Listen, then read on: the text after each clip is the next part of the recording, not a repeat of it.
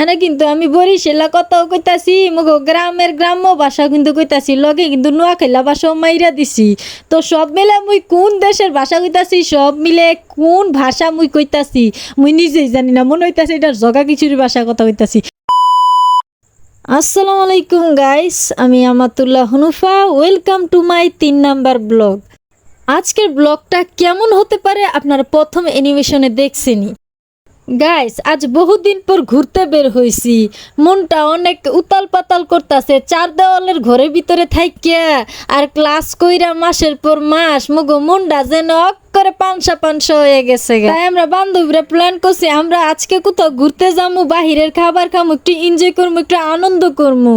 এতে মুগো মনটাও ফ্রেশ হবো, একটু আনন্দ অনুভব হইবো, একটু শান্তিও লাগবো। এই দেখেন গাইস, গাড়ি থেকে কিন্তু প্রকৃতিটা একদম অসাধারণ লাগতেছে। রোদেলা দুপুর বেলা যেন ওফ, এত অসাধারণ চমৎকার দৃশ্য দেখে আমাদের মনটা আরেকটু ফ্রেশ হয়ে গেছে। গাইস দেখেন, আজকের রোদের চাপটা প্রচণ্ড পরিমাণে ছিল, আমাগো মাথার চান্দিটা করে ফাটাই দিছে করে। মুন্ডাই কইছে গাড়িটা থামায় সবাই মিলে এনো কয়েকটা ছবি তুলি, কিন্তু করি নাই। ড্রাইভারের কষ্ট হইব, তাই গাড়িটা দুমতারাকা চালাইতেই কইছি, কারণ আমাদের আবার প্রচণ্ড খিদা লাগছে।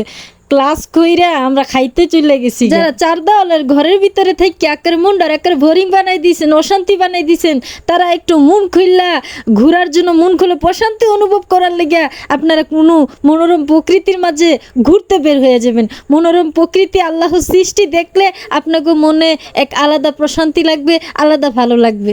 সো গাইস, একটা কথা না কইলে নয়, তো কথার ফাঁকে একটা কথা কইয়ে রাখতাছি। আমার কথা হই না কিন্তু কেউ হাসবেন না, কেউ কিছু মনে করবেন না। আন্নে করে একটু বিনোদন দিবার লেগে আমি ইল্লা করে কথা কইতাছি, একদম জগা কিশোরী ভাষা, বুঝছেন নি?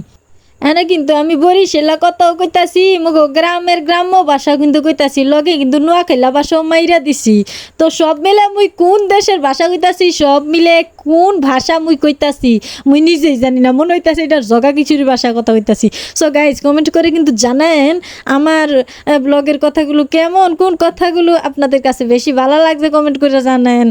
সো গাইস, জগা খিচুড়ি ভাষায় কথা বলতে বলতে আপনাদেরকে এটাই আমার বলতে মনে নেই যে দেখেন, রেস্টুরেন্টটা কিন্তু এমনিতে অনেক সুন্দর, ডেকোরেশনটা আমার খুব ভালো লাগছে, সাথে মনোরম একটা রোদেলা অসাধারণ একটা প্রকৃতি চোখের সামনে দেখা যাইতেছে। খুব ভালো লাগছে। তবে রোদের চাপটা প্রচণ্ড পরিমাণে আমাদের মাথায় লেগেছে, তারপরও অনেক ভালো লাগছে, অনেক আনন্দ লাগছে। বান্ধবীরা সবাই মিলে বাহিরে ঘুরতে গিয়ে খাবার খাওয়ার মজাটাই আলাদা। পড়ালেখার ফাঁকে আমরা এক জায়গায় থাকতে থাকতে বোরিং হয়ে গেলে সচরাচর আমরা মাঝে মধ্যে একটু ঘুরতে যাই, বাহিরের খাবার খেতে যাই। তো আমি এত ব্লগ বানাই না, ব্লগের মধ্যে অনেক বক করতে হয়, বক করতে ভালো লাগে না। ব্লগের মধ্যে যত আচাইরা কথা আছে এখানে উপস্থাপন করতে হয়। তাই মাঝে মধ্যে আপনাদের মাঝে বিনোদনমূলক ভিডিও না নিয়ে আসলেই হয় না। তো গাইস, আজকের মতো ভিডিওটা এ পর্যন্তই। ব্লগের মধ্যে অনেক বকবক করেছি গাইয়া ভাষায় আপনাদেরকে বিনোদন দেওয়ার জন্য।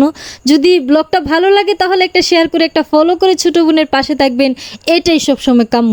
এই মুহূর্তে সবাই ভালো থাকবেন, সুস্থ থাকবেন। আল্লাহ হাফেজ গাইস। খাওয়া দাওয়ার ভিডিও দেখাতে পারলাম না।